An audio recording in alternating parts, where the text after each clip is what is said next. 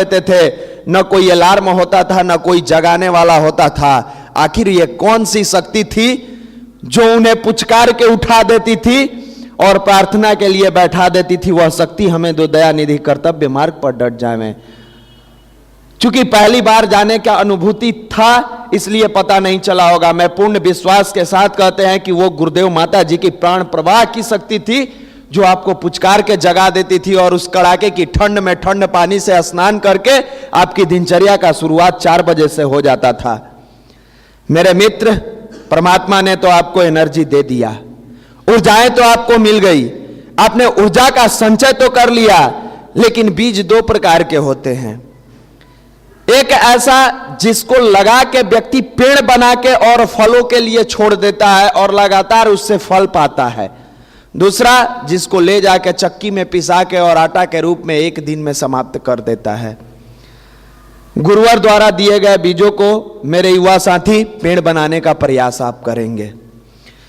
ये 2014 हम युवाओं के लिए बहुत खास रहेगा, ये पूर्ण विश्वास मान कर रहे हैं। आप पूछेंगे कैसे? जब सामूहिक साधना वर्ष के रूप में घोषणा हुई, तभी मेरे मन में विचार आया कि 2005 से अपना प्रज्ञा युवा प्रकोष्ठ इस सामूहिक साधना पर लगातार जोर देता रहा।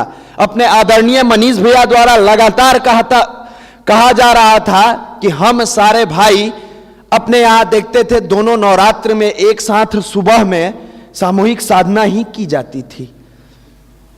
और वो बार बार कहते थे कि एक व्यक्ति अकेला एकाकी चलेगा, थोड़ी सी एनर्जी को गेन करेगा, और एक साथ समूह में व्यक्ति जब साधना करता है तो वो सोर्स ऑफ एनर्जी जो सूर्य है, उससे बहुत सारे चीज अपने, कुछ भाई कर रहे हैं, कुछ भाई वहां बैठे भी हैं, उनकी भावनाएं जुड़ी हुई है, तो उनके लिए भी ये बेनिफिट होता है।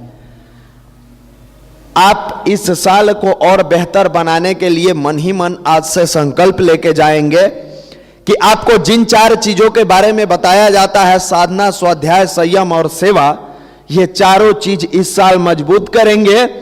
और जिस कैरियर के लिए आप परेशान हैं, मैं पूर्ण विश्वास के साथ कहता हूं कि अगर इस युवा मंडल से जुड़े हुए सारे भाइयों को, 1-2 भाई का नहीं, सारे भाइयों को जिसने श्रद्धा पूर्वक अपनी समर्पण के साथ गुरुवर का कार्य किया है, आज तक अधूरा नहीं रहा, खाली नहीं रहा, तो मैं दावे के साथ कहता हूं कि जो भाई करेंगे उनको पूर्ण रूप से ये सारी चीजें मिलेगी। भाग्य से ज्यादा और समय से पहले नहीं मिला तो फिर आप कहेंगे कि ये सारी बातें झूठी कही जाती है। भाग्य से ज्यादा जिन्हें कर्मचारी बनने की तमन्ना है वो पदाधिकारी जरूर बनेगा। मैं दावे के साथ कहता हूं, मैं भी आप ही की तरह इस पटना में आया था एक साधारण एयरफोर्स की नौकरी लेने के लिए। हमारे जैसे बहुत सारे भाई, एक किसान परिवार का लड़का सोच कितना सकता है, उसके लिए एयरफोर्स की नौकरी बहुत बड़ी चीज थी, लेकिन परमात्मा ने, आचार्य श्री ने, परम पूज्य गुरुदेव ने दुनिया की हर चीज दिया। कोई चीज से उन्होंने खाली नहीं रखा।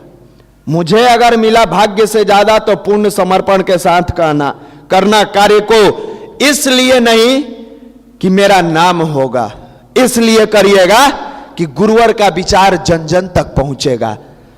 नाम के लिए काम करने वाले का कभी नाम नहीं होता, उसका नामो निशान मिट जाता है। वैसे जैसे देखे होंगे रामायण काल में राम के अभियान में शामिल होने वाले नल, नील, बंदर, भालू, गिलाली, रीछ, बानरों ने सबने साथ दिया, सबके साथ कुछ न कुछ आशाएं रखा, सबके मन में थोड़ी बहुत स्वार्थ छिपी थी। आपका भी स्वार्थ जायज है, नाम नहीं, आपका स्वार्थ।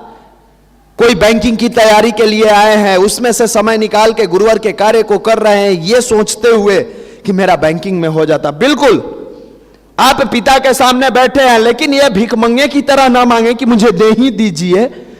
आप जिस भाव से करेंगे उस भाव का रिटर्निंग होगा।